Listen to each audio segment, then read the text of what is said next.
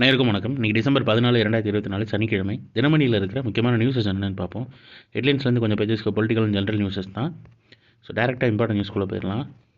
Group 2 2A பாடத்திட்டம் மாற்றம் TNPSC தெரிவிச்சிருக்காங்க. அதாவது குரூப் 2 2Aக்கான பாடத்திட்டமும் குரூப் 4க்கான பாடத்திட்டம் மாற்றம் பண்ணியிருக்காங்க. அஃபீஷியல் வெப்சைட்டில் அதோட இது இருக்குது. இங்கிலீஷ்க்கான சிலபஸும் தமிழுக்கான சிலபஸும் இருக்குது. நம்ம டெலிகிராம் சேனலில் அதோட PDF கொடுத்துருப்போம். அதுக்கான டிஸ்கிரிப்ஷன் கீழே அதுக்கான லிங்க் கீழே டிஸ்கிரிப்ஷனில் இருக்குது. வேணுங்கிறவங்க அதை யூட்டிலைஸ் பண்ணிக்கோங்க. கரண்ட் அஃபேர் ரிலேட்டடாக அப்டேட்டாக இருக்கணும்னா நம்ம டெலிகிராம் சேனலில் ஜாயின் பண்ணிக்கோங்க.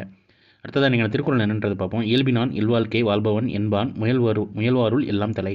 அறத்தின் இயல்போடு இல்வாழ்க்கை வாழ்கின்றவன் வாழ முயல்கின்றவன் பல திறத்தாரிலும் மேம்பட்டு விளங்குகின்றவன் ஆவான் அப்படின்னு இன்வாழ்க்கைன்ற அதிகாரத்தில் திருவள்ளுவர் சொல்லியிருக்காரு. இன்றைக்கி நியூஸஸ் ரொம்ப கம்மி தான். ஸோ சீக்கிரம் முடிச்சிடலாம்.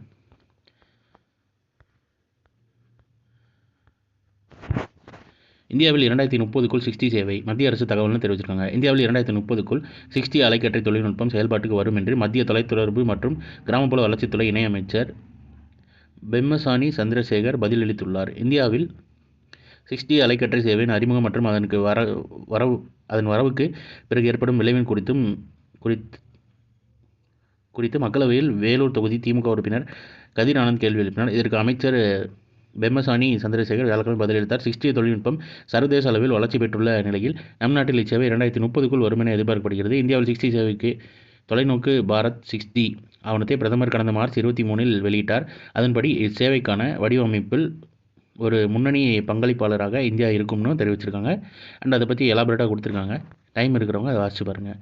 ஸோ 2030க்குள்ள நம்ம 60 சேவையை எதிர்பார்க்கலாம்னு சொல்லியிருக்காங்க. சுகாதார மையங்களில் பாம்பு கடிக்கு சிகிச்சை அரசின் பதிலை கோரும் உச்சநீதிமன்றம். சுகாதார மையங்கள் மருத்துவமனைகள் மற்றும் மருத்துவ கல்லூரி மருத்துவமனைகள் விஷமுறிவு மற்றும் பாம்பு கடிக்கான சிகிச்சையை உறுதி செய்வது தொடர்பான மனுக்கள் குறித்து பதிலளிக்க மத்திய மற்றும் மாநில அரசுகளுக்கு உச்சநீதிமன்றம் வெள்ளிக்கிழமை உத்தரவிட்டது.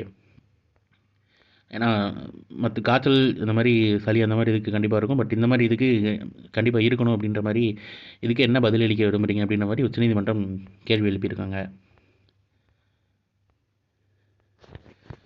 அடுத்ததாக விருப்பத்திற்குரிய நட்பு நாடு பட்டியலில் இருந்து இந்தியாவை நீக்கியது சுவிட்சர்லாந்து. விருப்பத்துக்குரிய நட்பு நாடு பட்டியலில் இருந்து இந்தியாவை சுவிட்சர்லாந்து நீக்கியுள்ளது. இதனால் அந்நாட்டில் செயல்படும் இந்திய நிறுவனங்கள் கூடுதல் வரி செலுத்த வேண்டிய நிலை ஏற்பட்டுள்ளதுன்னு தெரிவிச்சிருக்காங்க. சுவிட்சர்லாந்தை சேர்ந்த பன்னாட்டு நிறுவனமான நெஸ்லே நிறுவனத்துக்கு எதிராக இந்தியா உச்சநீதிமன்றம் பிறப்பித்த உத்தரவுக்கு பதிலடியாக அந்நாட்டில் இந்த நடவடிக்கையை மேற்கொண்டுள்ளது. இந்த நடவடிக்கை 2025 ஜனவரி 1ஆம் தேதியிலிருந்து அமலுக்கு வரும் என்று சுவிட்சர்லாந்து நிதி அமைச்சகம் அறிவித்துள்ளதுன்னு தெரிவிச்சிருக்காங்க. இதனால் ஐரோப்பிய யூனியன் நாடுகளில் செயல்படும் இந்திய நிறுவனங்களும் தாங்கள் ஈட்டும் வருவாய்க்கு கூடுதல் வரி செலுத்த வேண்டியிருக்கும். சுவிட்சர்லாந்தில் இந்திய நிறுவனங்கள் முதலீடுகள் மூலம் ஈட்டும் ஈவுத்தொகைக்கு 10% வரி செலுத்த வேண்டும்னு தெரிவிச்சிருக்காங்க. அப்புறம் ஃபிடே வேர்ல்டு சாம்பியன்ஷிப் சிங்கப்பூர் 2024 கோப்பை கைப்பற்றிய கதாநாயகன் பற்றி நம்ம குகேஷ் அவர்களை பற்றி கொடுத்துருக்காங்க. தமிழக அரசும் 5 கோடி ரூபா பரிசு அறிவிச்சிருக்காங்க அவருக்கு. அதையும் பார்த்து வச்சுக்கோங்க.